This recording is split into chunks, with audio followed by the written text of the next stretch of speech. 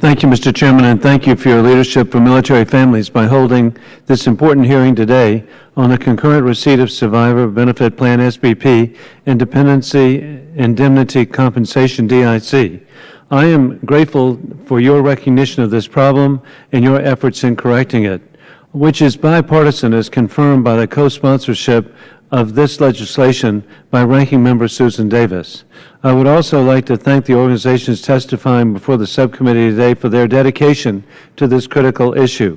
Gold Star Wives of America, Military Officers Association of America, Veterans of Foreign Wars of the United States, and the Non-Commissioned Officers Association of the United States. Additionally, I was really grateful to hear about a letter of support from General James Livingston of Mount Pleasant, South Carolina, a distinguished recipient of the Medal of Honor and a real champion for military families.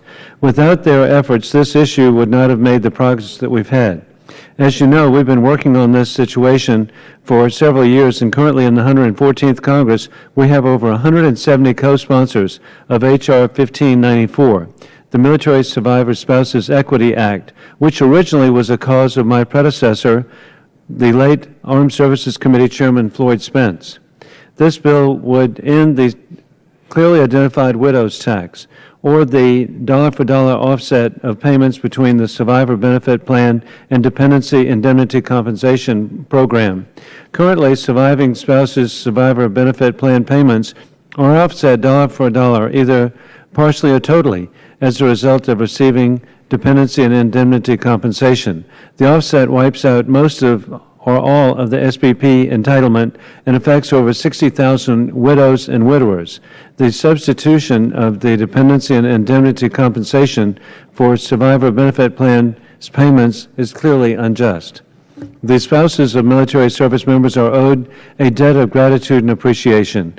These spouses provide the support and strength to our men and women in uniform when they secure our freedom at home and abroad. As a military spouse, they too devote their lives to serving our country. Military families make necessary arrangements for their spouses to be taken care of in the event of their death. We owe it to these fallen heroes to carry out their wishes and ensure their expectations are fully met. Finally, I'd like to acknowledge two individuals that have been extremely important to me, Maggie McLeod and Edie Smith. Maggie previously testified before this subcommittee regarding this exact issue and continues to advocate for a correction.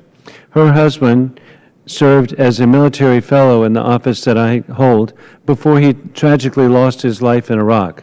I will always treasure the service of Lieutenant Colonel Drain McLeod for America. It is through her unwavering advocacy that I became involved in this issue and hope that today we can finally come to a resolution.